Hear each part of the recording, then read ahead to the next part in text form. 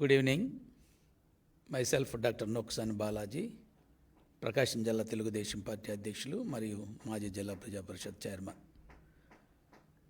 వీధి నాటకానికి తెరలేపినటువంటి మాజీ ముఖ్యమంత్రి జగన్మోహన్ రెడ్డి గారు తెలుగుదేశం ప్రభుత్వం తనని అంతమొందించడానికి కృషి చేస్తుందని ఒక అభూత కల్పనతో మాట్లాడటం, లేదా హైకోర్టులో తన సెక్యూరిటీని ముఖ్యమంత్రిగా ఉన్న జూన్ 3 నాటికి ఏమైతే పరిస్థితి ఉందో అలాంటి సెక్యూరిటీ కల్పించాలి.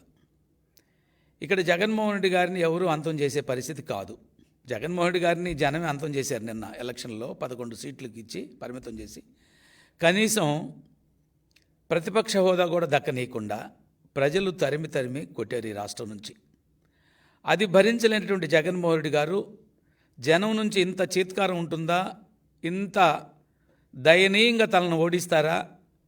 వైనాట్ 175 ఉన్న జగన్మోహన్ రెడ్డి తను రిజల్ట్స్ చూసిన తర్వాత అప్పటికే ఆశల్లో ఉండి అప్పటికే రాజధాని ఏదైతే ప్రమాణ స్వీకారాన్ని జూన్ 9 ఏర్పాటు చేసుకుంటాను ప్రగల్భాలు పలికి తీరా రిజల్ట్స్ వచ్చేసరికి పిచ్చెక్కిన జగన్మోహన్ రెడ్డి గారు తనకి ఏదైతే ఒక మాజీ ముఖ్యమంత్రికి భద్రత ఎంత ఉంటుందో అంతే కల్పిస్తామంటున్నట్టు పోలీసు వర్గాలు, లేదు నాకు భద్రత 986 మందితోటి బహుశా ఉత్తర కొరియా అధ్యక్షుడు తలదన్నేట్టుగా ఉన్నటువంటి భద్రతను ఏర్పాటు చేసుకున్న స్పెషల్ పోలీస్ ఏదైతే సెక్యూరిటీ గ్రూప్ యాక్ట్తో ఏర్పాటు చేసే ఒక యాక్టు, దాంతో 986 మందిని సెక్యూరిటీ ఏర్పాటు చేసుకొని బహుశా ఎవ్వరికి కూడా లేనటువంటి సెక్యూరిటీని ఏర్పాటు చేసుకుని అది నాకు ఇప్పుడు కావాలంటారు. దాన్ని ఇవ్వలేదు కాబట్టి పోలీసు వర్గాలు ఒక మాజీ ముఖ్యమంత్రికి ఏదైతే ఉంటుందో అదే సెక్యూరిటీ ఇస్తామంటున్నారు, అదే ఏర్పాటు చేస్తున్నారు. సహజంగా ఒక వీఐపీ భద్రత అంటే 100 మంది దాకా ఉంటారు అన్ని షిప్లో కలుపుకొని. కానీ జగన్మోహన్ రెడ్డి గారికి 900 మంది పైచిలకు భద్రత కావాలంటారు. అది ఇవ్వలేదు కాబట్టి నన్ను అంతమంది కుట్ర చేస్తారంటారు. అయ్యా జగన్మోహన్ రెడ్డి గారు ఒకటే సూటి ప్రశ్న, మీరే హత్యలు చేసి ఉన్నారు తప్ప ఈ రాష్ట్రంలో హత్య రాజకీయాలని రాష్ట్రానికి అలవాటు చేసింది, ఈ రాష్ట్రానికి తెలియజేసింది, ఈ రాష్ట్రంలో ఏర్పాటు చేసింది మీరు, మీ తండ్రి గారు, మీ కుటుంబం తప్ప తెలుగుదేశం పార్టీకి ఏ రోజు నుంచి కూడా, పార్టీ ఆవిర్భావం నుంచి కూడా తెలుగుదేశం పార్టీకి ఆ సంస్కృతి లేదు, తెలుగుదేశం పార్టీ ఆలోచన లేదు. అందున ప్రస్తుతం మన ముఖ్యమంత్రి జాతీయ తెలుగుదేశం పార్టీ అధ్యక్షులు మాన్యశ్రీ చంద్రబాబు నాయుడు గారు అభివృద్ధి ధ్యేయంగా పనిచేసే అలవాటు తప్ప ఇలాంటి కుట్ర రాజకీయాలు కానీ, హత్యా రాజకీయాలు కానీ, దుర్మార్గ రాజకీయాలు కానీ, లేకపోతే ప్రజల్ని ఎలిమినేట్ చేసేటువంటి పరిస్థితి లీడర్స్ని అలాంటి అలవాటు లేదు. నీ కాలంలో 5 సంవత్సరాల్లో 2000 మంది తెలుగుదేశం పార్టీ కార్యకర్తల్ని పొట్టన పెట్టుకున్నావు.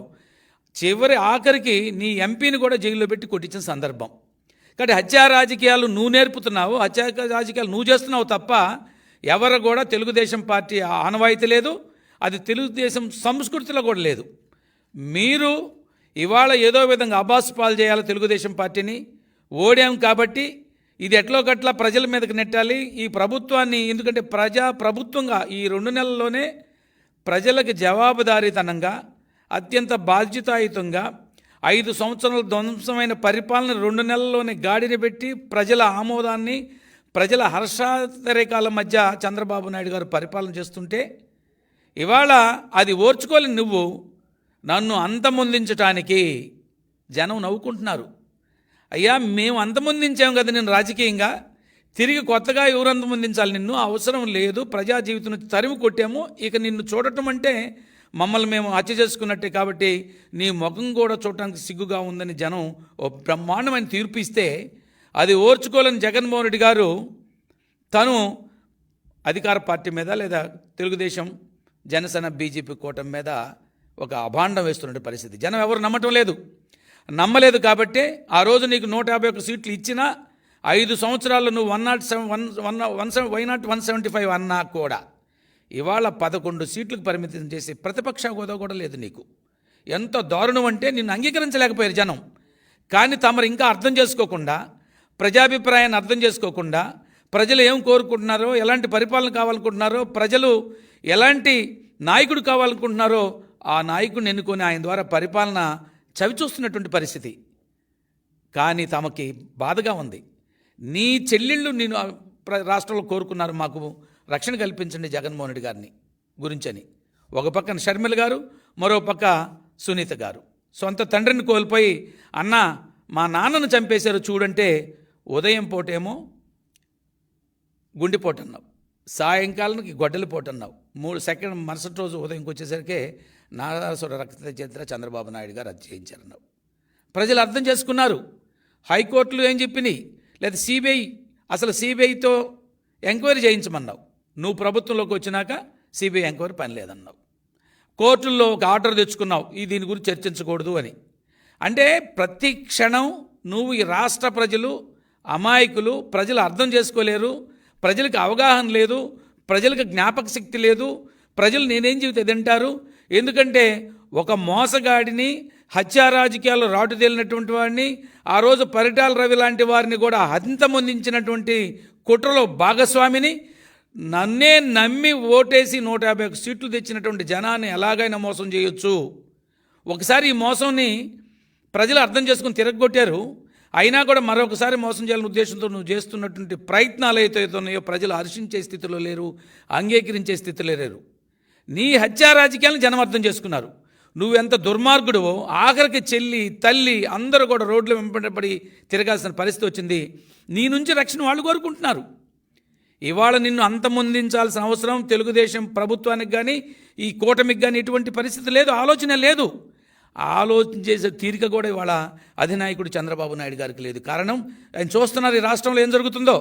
రాత్రంతా నిర్విరామంగా ఈ అధికారులతోటి, పోలీస్ అధికారులు, కలెక్టర్లతో, ఆఫీసులతో రివ్యూలు చేస్తూ రాష్ట్రాన్ని ఎలా గాడిన పెట్టాలి, ధ్వంసమైన ఆంధ్రప్రదేశ్ని ఎలా ముందుకు తీసుకెళ్ళాలి.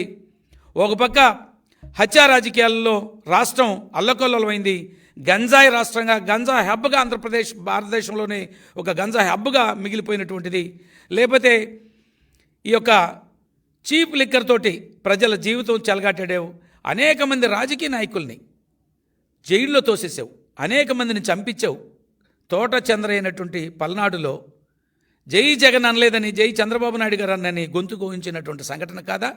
గతంలో మాచర్లో జరిగిన సంఘటన, ఒక హత్యను పురస్కరించుకొని మా తెలుగుదేశం పార్టీ నాయకులు పోతే వాళ్ళ కారులతో ధ్వంసం చేసే వాళ్ళందరినీ రాక్షసంగా హింసించినటువంటి దాఖలా మీది కాదా? అంటే జనంని మీరు మోసం చేయాలనుకుంటున్నారు. ఇంకా కూడా ఓడి నిన్ను కనీసం ప్రతిపక్ష హోదా కూడా లేకుండా మిమ్మల్ని దారుణంగా ఓడించి ప్రజా జీవితం నుంచి బయటికి పంపించడానికి ప్రయత్నం చేస్తే ఇంకా సిగ్గు లేకుండా తగుదనమ్మంటూ గురువింద సామెతలాగా ఈరోజు వచ్చి నన్ను తెలుగుదేశం ప్రభుత్వం లేదా కూటమి ప్రభుత్వం అంతమొందించాలని చూస్తుంది. ఇవాళ Z+ కేటగిరీలో NSG సెక్యూరిటీలో ఉన్నాడు చంద్రబాబు నాయుడు గారు. ఆయనకి ఎంత సెక్యూరిటీ ఉంది? ఒక మాజీ ముఖ్యమంత్రిగా నీకెంత సెక్యూరిటీ ఇవ్వాల్సిన అవసరం ఉందో, ఎంతైతే పర్మిట్ ఉందో ఆ పర్మిషన్ ప్రకారం అధికారులు చెబుతున్నారు. దీంట్లో చంద్రబాబు నాయుడు గారి పాత్ర కానీ, తెలుగుదేశం ప్రభుత్వం కానీ, కూటమి ప్రభుత్వం కానీ పాత్ర లేదు. అది జనానికి తెలుసు. నువ్వు మసిపూసి మారేడుగా చేయాలనుకుంటున్నావు. నువ్వు మాటలు చెబితే ఏదన్నా తప్పుడు మాటలతోటి, అబద్ధాలతోటి ప్రచారం చేసుకొని గోబెల్స్ని మించిన ప్రచారం తమది. ప్రజలు మోసానికి గురవుతారు, ప్రజలు నమ్ముతారు, అమాయకులు అనుకున్నాం. ప్రజలు చాలా విజ్ఞులు, చాలా విజ్ఞాన సంపన్నులు, చాలా తెలివితేటలు ఉంది, జ్ఞాపక శక్తి కూడా ఉంది. కాబట్టి 5 సంవత్సరాలు నువ్వు చేసిన నిర్వాకానికి విసిగి వేసారినటువంటి ఆంధ్ర ప్రజానీకం నిన్ను తరిమి కొట్టినా సిగ్గు రాకపోవటం శోచనీయం. చాలా బాధేస్తుంది మాకు. నువ్వు ఎలా తిట్టించావో చంద్రబాబు నాయుడు గారు, సుదీర్ఘ రాజకీయ అనుభవం చంద్రబాబు నాయుడు గారిని 14 సంవత్సరాలు అప్పటికే ముఖ్యమంత్రికి చేసి సుదీర్ఘకాలం ప్రతిపక్ష నాయకుడిగా ఉండి దేశంలోని ఒక సీనియర్ రాజకీయ నాయకుడిగా ఒక వినూత్నమైన ఆలోచనలతో మంచి విజన్తో పనిచేసి రాష్ట్రాన్ని అగ్రగామి నిలబెట్టిన సందర్భం గతంలో ఉమ్మడి ఆంధ్రప్రదేశ్ని కూడా 2014-19 ఆంధ్రప్రదేశ్ని అగ్రగామి నిలబెట్టడానికి 34,000 ఎకరాలని రూపాయి ఖర్చు ఆంధ్ర ప్రభుత్వం నుంచి ఖజానా నుంచి లేకుండా సేకరించి అద్భుతమైన రాజధాని నిర్మాణానికి శ్రీకారం చుట్టడానికి ప్రయత్నం చేస్తే నువ్వు ముఖ్యమంత్రి అయిన తర్వాత దారుణంగా ఆ రాజధానిని విధ్వంసం చేసిన పరిస్థితి. ముఖ్యమంత్రిగా ప్రమాణ స్వీకారం చేసిన రోజే ఆ ప్రజావేదికను కూల్చినటువంటి పరిస్థితి. ఇవాళ చంద్రబాబు నాయుడు గారు ఒక ప్రోగ్రాం పెడుతున్నంటే, రివ్యూ పెడుతుంటే అధికారులందరూ ఎంతో ముచ్చటగా ఆనందంగా ఆ యొక్క ఫీల్ అవుతున్నారు. చంద్రబాబు నాయుడు గారి అలాంటి సమర్థవంత నాయకత్వం కింద ఈరోజు పనిచేసేటట్టు అదృష్టం కలుగుతుందని IAS, IPS మిగతా ఆఫీసర్లు కూడా హ్యాపీగా ఉన్నారు. 5 సంవత్సరాలు ఏ రోజున ప్రెస్ మీట్ పెట్టావా? పరదాలు కట్టుకున్నావు. నువ్వు వస్తున్నావంటే చెట్లు నరికించావు. నువ్వు వస్తున్నావంటే ఎక్కడ వాళ్ళని అక్కడ అరెస్ట్ చేయించావు. అది ఈ రోజు ఉన్నదా? మా చంద్రబాబు నాయుడు గారు చెబుతున్నారు ఈరోజు, ఎవరిని కూడా అక్రమంగా అరెస్ట్ చేయొద్దు, నా ట్రాఫిక్ అంతరాయం కలిగించకూడదు, అనవసరం ఆర్భాటాలు చేయొద్దు. ఇది ఒక ప్రజాప్రభుత్వం, ప్రజల పరిపాలనకు అంకితమైన ప్రభుత్వం, ప్రజల కోసం పనిచేస్తుంది. ఈ 5 సంవత్సరాలు నష్టపోయినటువంటి అనేక మంది బాధాతప్త హృదయాల్ని వారందరికీ అండగా ఉండాలి, వారందరికీ మేలు చేయాలంటే తలంపుతో ఇవాళ చంద్రబాబు నాయుడు గారు పనిచేస్తున్నారు. మా మంత్రివర్గం అందరూ కూడా, ఎందుకంటే మీరు అంటుంటావు నేను ఇది ఎస్సీ ఎస్టీ బీసీలు నా సోదరులు, నా ఎస్సీ ఎస్టీ బీసీ అని. ఇవాళ చంద్రబాబు నాయుడు గారు ప్రజా పరిపాలన చేస్తూ బలహీన వర్గాలకి అద్భుతమైన అవకాశాలు ఇచ్చి 24 మంది మంత్రులు ఉంటే 8 మంది మంత్రులకు బీసీలకి అవకాశం ఇచ్చి అందున అద్భుతమైనటువంటి చాలా ఉన్నతమైనటువంటి శాఖలను కూడా కేటాయించే సందర్భం. ఇవన్నీ ఓర్చుకోవాలంటే జగన్మోహన్ రెడ్డి మీరేమంటారంటే నన్ను హంతమొందించాలని చూస్తున్నారు. అంతం చేసే రాజకీయాలు, అలాంటి కుట్రలు కుతంత్రాలు కడప పులివెందులు కేరాఫ్, అది హత్యారాజ్యాలు కేరాఫ్ పులివెందుల. ఆ రోజు మైన్స్లో వెరైటీస్లో కూడా అప్పుడుండే ఒక బలహీన వర్గాల నాయకుడిని కూడా చంపించింది మీరు కాదా? ఆ రోజు నుంచి ఈ రోజు వరకు అప్రతిఘటంగా హత్యా రాజకీయాలు చేస్తున్నటువంటి జగన్మోహన్ రెడ్డి, మీరు ఈ ప్రభుత్వం మీద ఆరోపణలు చేయటం అంటే ఆకాశం మీద ఉమ్మేసినట్టే, అది తిరిగి నీ ముఖం మీద పడుతుందనేటువంటి ఆలోచన గుర్తుంచుకో. ఏమనుకుంటున్నారంటే మీరు నేనేం చేసినా చెల్లుతుందంటారు. 100 గొడ్లు తిన్న రాబంధువు కూడా ఏదో ఒక రోజు చిన్న గాలివానకు కూడా పోతుందన్న చందంగా 5 సంవత్సరాలు నువ్వు చేసిన అరాచకత్వానికి విసిగి వేసారిన జనం ఈ దుర్మార్గుడు పరిపాలన ఇక చూడలేము. ఇలాంటి దుర్మార్గుడు రాష్ట్రంలో అధికారంలో ఉంటే ప్రజా వ్యవస్థలన్నీ నాశనం అయిపోయినాయి, కనీసం ప్రజలకు బ్రతకలేరు. కాబట్టి ఇక్కడి నుంచి పంపించాలి, అధికారం నుంచి పంపించాలి, ఈ చైర్లో కూర్చొని అర్హత లేదని నీకు 11 సీట్లకు పరిమితం చేస్తే ఇంకా బుద్ధి లేకుండా ప్రతిపక్ష నాయకుడు హోదా లేకపోయినా రాకపోయినా నాకు 900 మంది సెక్యూరిటీ ఇవ్వమంటావు. ఎవడు సొమ్మని 986 మంది భద్రతతో అనూహ్యంగా ఎవరికి లేనటువంటి భారతదేశంలో లేనటువంటి సెక్యూరిటీ ప్రధానమంత్రికి కూడా లేదు నీ అంత సెక్యూరిటీ. ఆ రోజు 100 కోట్ల రూపాయలు నీ సెక్యూరిటీకి, 5 సంవత్సరాలు 296 కోట్ల రూపాయలు సెక్యూరిటీకి ప్రత్యేకించి ఆ స్పెషల్ ప్రొటెక్షన్ గ్రూప్ అని పెట్టుకొని దానికి దుర్వినియోగం చేసిన పరిస్థితి. నీ హత్యా రాజకీయాలను జనం అర్థం చేసుకున్నారు. డాక్టర్ సుధాకర్ను చంపించావు. అనేక మంది ఎస్సీ లీడర్లు మాట్లాడితే ఏదైనా విషయం చేస్తే మాస్క్ కావాలని కొడితే వాళ్ళని చంపించావు. కడపలో పోరుమామిళ్ళు అనుకుంటాను, ప్రొద్దుటూరులో ఒక బీసీ నాయకుడిని చంపించావు. ఇవన్నీ మీరు చేసి ఇవాళ నన్ను అంతమొందించడానికి ప్రయత్నం చేస్తున్నారంటే అంతమొందించే రాజకీయాలు వైసీపీవి. అది జగన్మోహన్ రెడ్డికి వెన్నతో పెట్టిన విద్య. సొంత చిన్నాన్నని చంపి ఈ రోజుకు కూడా పశ్చాత్తాపం లేకుండా నీ చెల్లెలు, నీ తోడబుట్టిన చెల్లెలు, చనిపోయినటువంటి నీ చిన్నాన్న కూతురు డాక్టర్ సునీత గారు ఈరోజు అరో రామచంద్ర మా చిన్నాన్న చనిపేశారు, దానికి ఒక మళ్ళీ తెలియజేయండి, వాస్తవాలు చెప్పండి, దుర్మార్గులు శిక్షించంటే హత్య చేసినటువంటి నీ సోదరులను కాపాడుకోవడానికి ప్రయత్నం చేస్తున్నటువంటి జగన్మోహన్ రెడ్డి గారు ఇవాళ చంద్రబాబు నాయుడు గారి మీద ఆరోపణలు చేయటం అంటే, లేదా తెలుగుదేశం పార్టీ మీద ఆరోపణలు చేయటం అంటే ప్రజలు అసహించుకుంటారంటే ఇంగిత జ్ఞానం కూడా లేదు. ఇలాగే మాట్లాడితే ఉన్న 11 సీట్లు కాదు కదా, కనీసం ఆంధ్రప్రదేశ్లో నిలవ నీడు కూడా ఉండకుండా జనం తరిమి కొడతారు.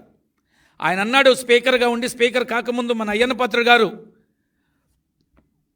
ఆ పాము చచ్చిపోలేదు, పాము చచ్చిందాక కొట్టాలని. దాని అర్థం ఏంటంటే నిన్ను చంపమని కాదు, నీ భావజాలం, నీ ఆలోచన, నీ మనస్తత్వం, నీ క్రికెట్ పాలిటిక్స్, నువ్వేదైతే జనాన్ని ఎడ్యుకేట్ మిస్లీడ్ చేయాలనుకుంటున్నావో, మెస్మరైజ్ చేయాలనుకుంటున్నావో, ప్రజలను పాయిజనస్ చేయాలనుకుంటున్నావో, నీ ఆలోచన విధానాన్ని చంపేయాలన్నాడు. మేము వ్యక్తిగత హత్యలకు కానీ వ్యక్తిగత హింసకు కానీ తెలుగుదేశం పార్టీ నాయకులు కానీ సిద్ధంగా లేరు, అలాంటి ఆలోచన లేదు. కాకపోతే ఒకే ఒకటి, నీ అభిప్రాయాలు, నీ ఆలోచన ఎగ్జిస్ట్ అయితే ఆంధ్రప్రదేశ్ మరలా తిరిగి ఒక అగ్నిగుండంలాగా తయారవుతుంది. నేను అంటున్నాను, మీరు కావాలని ఈ ప్రభుత్వాన్ని అబాసపాలు చేయటానికి ఒక కుట్ర చేస్తున్నారు.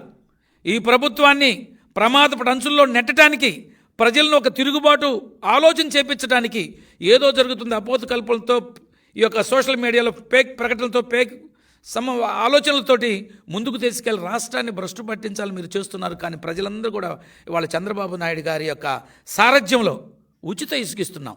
నువ్వు ట్రాక్టర్కి 8,000 తీసుకున్నావు, ఇవాళ ఉచిత ఇసుక, ఓన్లీ ట్రాన్స్పోర్ట్ ఖర్చు. అది కూడా రేపు సచివాలయాల నుంచే ఆ ఉచిత ఇసుక విధానాన్ని తీసుకొచ్చి అది అందింది వినియోగదారుడికి అన్న తర్వాతనే ఆ ట్రాన్స్పోర్ట్ ఛార్జెస్ కూడా ఇవ్వమనేటువంటి ఒక ప్రత్యేక ప్రతిపాదన కూడా చంద్రబాబు నాయుడు గారు పెట్టున్నారు. ఇవాళ నిన్నటి నుంచి అధికారులతో ఒక రివ్యూ మీటింగ్స్ పెడుతున్నారు, ఏం చేయాలి రాష్ట్రాన్ని ఎలా బాగుపరుచుకోవాలని. కాబట్టి హత్యా రాజకీయాలకి పేటెంటు జగన్మోహన్ రెడ్డి గారు, హత్యా రాజకీయాలకు పేటెంటు వైఎస్ఆర్ కాంగ్రెస్ పార్టీ, హత్యా రాజకీయాలకు కేరాపు పులివెందుల కడప జిల్లా. ఇక్కడ తెలుగుదేశం పార్టీ ఆవిర్భావం నుంచి కూడా నాటి మహనీయుడు ఎన్టీ రామారావు గారి దగ్గర నుంచి నేటి ముఖ్యమంత్రి చంద్రబాబు నాయుడు గారి దాకా ఆలోచన చేయటానికే ఆలోచనే రానటువంటి ఒక ప్రజాస్వామికవాదులుగా ఒక డెమోక్రటిక్ యాటిట్యూడ్ కలిగిన నాయకులు తెలుగుదేశం పార్టీ నాయకులను చలవిస్తూ ఇలాంటి అబద్ధపు ఆలోచనతో అభూత కల్పంతో ఈ రాష్ట్ర ప్రజలను మోసం చేయాలనుకుంటే వచ్చిన 11 సీట్లు కూడా దిక్కుండదు. మరలా తమరు ఈ ప్రజా జీవితం లేకుండా ఆంధ్రప్రదేశ్ ప్రజలు మిమ్మల్ని తరిమి కొడతారని సెలవిస్తూ, ఇది ప్రజాప్రభుత్వం, బడుగు బలహీన వర్గాల ప్రభుత్వం. ఈ ప్రభుత్వంలో ప్రతి ఒక్కరికి న్యాయం చేయాలన్నటువంటి ఆలోచనతో ముందుకెళ్తున్న ప్రభుత్వం. ఈ ప్రభుత్వం ఈ రాష్ట్రాన్ని అత్యంత అద్భుతంగా అభివృద్ధి చేసి భారతదేశంలో ఒక అగ్రగామి రాష్ట్రంగా ఉంచాలనుకున్నటువంటి ఆలోచనతో ముందుకెళ్తున్నటువంటి కూటమి ప్రభుత్వం. ఈ ప్రభుత్వం మీద అవాకులు చవాకులు పేలితే ప్రజలు నీ ముఖం మీద ఉమ్మేయటం ఖాయమని తెలియజేస్తున్నాను. Thank you one and all.